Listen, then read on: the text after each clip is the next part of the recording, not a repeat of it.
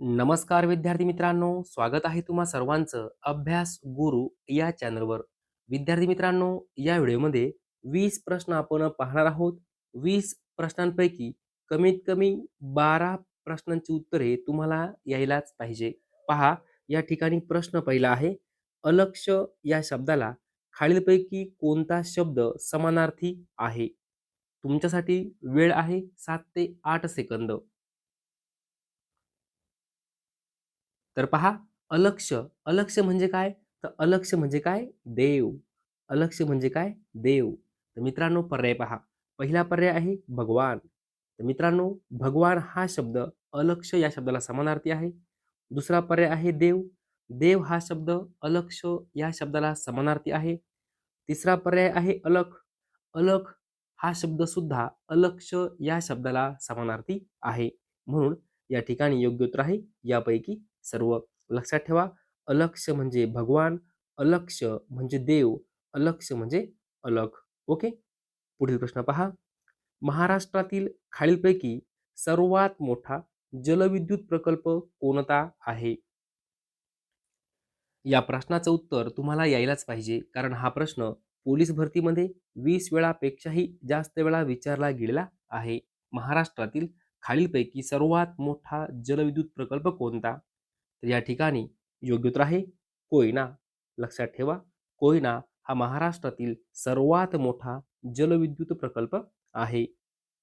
पुढील प्रश्न पहा.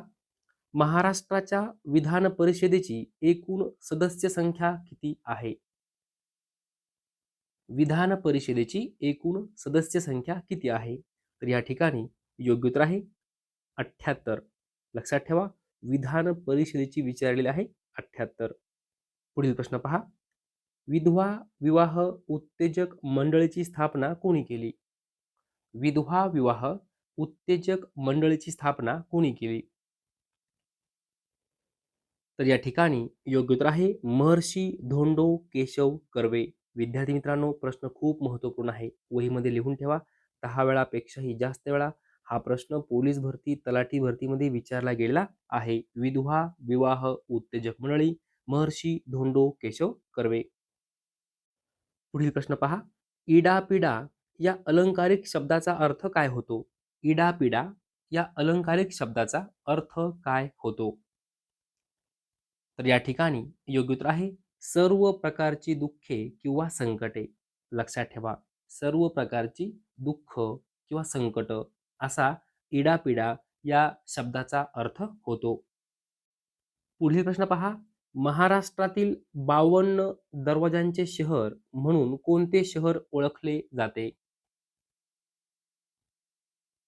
तर या ठिकाणी योग्य उत्तर आहे छत्रपती संभाजीनगर. लक्षात ठेवा, 52 दरवाजांचे शहर छत्रपती संभाजीनगर. पुढे पहा. दीनबंधू वृत्तपत्र कोणी सुरू केले? तर या ठिकाणी योग्य उत्तर आहे कृष्णराव भालेकर. दीनबंधू वृत्तपत्र कृष्णराव भालेकर यांनी सुरू केले. पुढे पहा.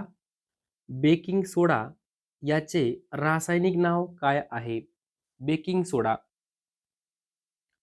तर या ठिकाणी योग्य उत्तर आहे सोडियम बाय कार्बोनेट. हा प्रश्न 30 वेळापेक्षाही जास्त वेळा पोलीस भरती, तलाठी भरतीमध्ये विचारला गेलेला आहे.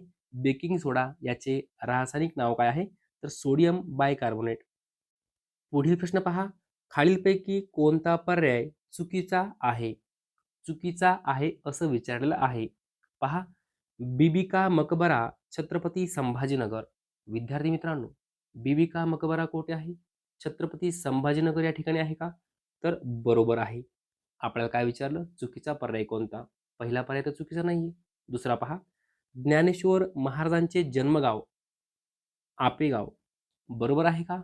100% बरोबर आहे. तिसरा पर्याय पहा. महाराष्ट्रातील तांदळाचे कोठार रायगड. बरोबर आहे का? 100% बरोबर आहे. महाराष्ट्रातील द्राक्षांचा जिल्हा ठाणे. बरोबर आहे का? 100% चुकीचं आहे. लक्षात ठेवा, महाराष्ट्रातील द्राक्षांचा जिल्हा कोणता आहे? तर लक्षात ठेवा, नाशिक. द्राक्षांचा जिल्हा कोणता आहे? नाशिक आहे. म्हणून या ठिकाणी आपलं योग्य उत्तर काय आहे? 4 नंबर पर्याय.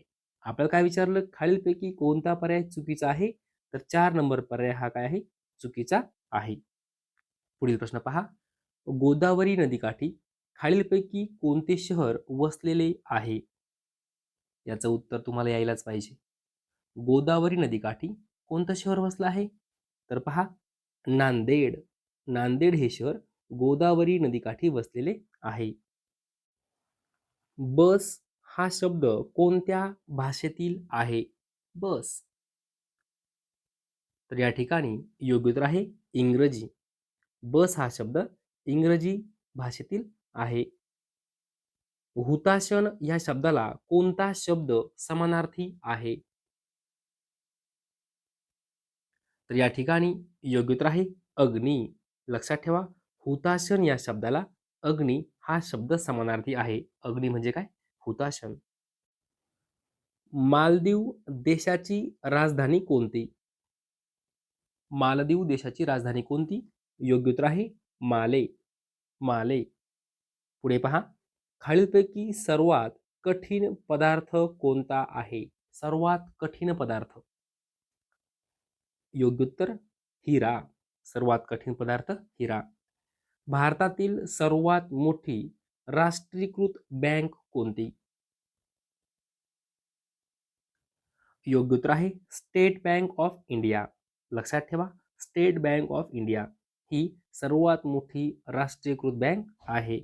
पुढे पहा, खालीलपैकी कोणते शहर भारतातील सांस्कृतिक राजधानी म्हणून ओळखले जाते? सांस्कृतिक राजधानी विचारलेला आहे. तर या ठिकाणी योग्य उत्तर आहे कोलकाता. भारतातील सांस्कृतिक राजधानी म्हणून ओळखले जाणारे शहर कोलकाता. पुढे पहा, खालीलपैकी कोणत्या शहराला भारताचे व्याघ्र प्रवेशद्वार म्हणून ओळखले जाते? खालीलपैकी कोणत्या शहराला भारताचे व्याघ्र प्रवेशद्वार म्हणून ओळखले जाते? तर या ठिकाणी योग्य उत्तर आहे नागपूर. नागपूर. पुढील प्रश्न पहा, महात्मा फुले यांनी गुलामगिरी हा ग्रंथ कोणत्या वर्षी लिहिला? महात्मा फुले यांनी गुलामगिरी हा ग्रंथ कोणत्या वर्षी लिहिला? तर 1873. 1873. पुढे पहा, अननस हा शब्द कोणत्या भाषेतील आहे? अननस हा शब्द कोणत्या भाषेतील आहे? तर या ठिकाणी योग्य उत्तर आहे पोर्तुगीज. लक्षात ठेवा, हा प्रश्न वारंवार पोलीस भरतीमध्ये विचारला गेलेला आहे. अननस हा शब्द पोर्तुगीज भाषेतील आहे. पुढील प्रश्न पहा, ईश या शब्दाला खालीलपैकी कोणता शब्द समानार्थी आहे?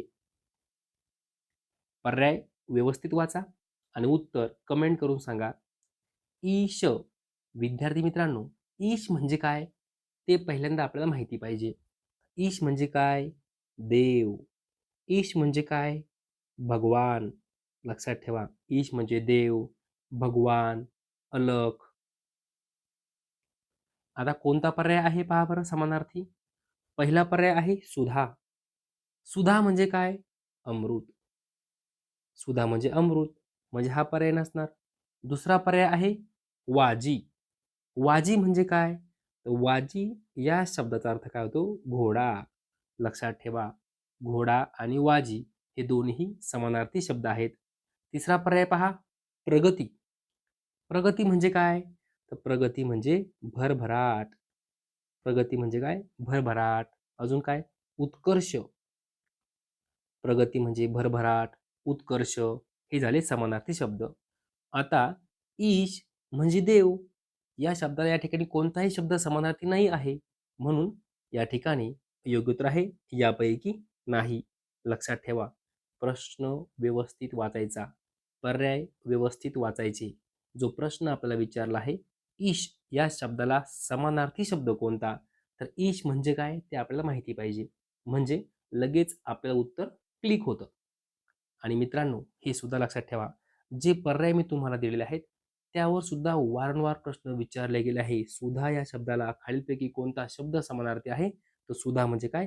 अमृत. तोंडी पाठ करून ठेवा. वाजी या शब्दाला कोणता शब्द समानार्थी आहे? वाजी म्हणजे काय? घोडा. प्रगती या शब्दाला कोणता शब्द समानार्थी आहे? प्रगती म्हणजे काय? उत्कर्ष, भरभराट, चलती. ओके. तर या ठिकाणी हा जो काही प्रश्न आहे, ईश या शब्दाला खालीलपैकी कोणता शब्द समानार्थी आहे? तर यापैकी नाही, हे झालं आपलं उत्तर. विद्यार्थी मित्रांनो, अशा प्रकारे या व्हिडिओमध्ये जवळजवळ 20 प्रश्न आपण पाहिलेले आहेत. सर्व प्रश्न परीक्षेच्या दृष्टिकोनातून खूपच महत्त्वपूर्ण आहे. जर तुम्हाला हा व्हिडिओ आवडला असेल तर नक्की लाईक करा, शेअर करा, सबस्क्राईब करा. धन्यवाद.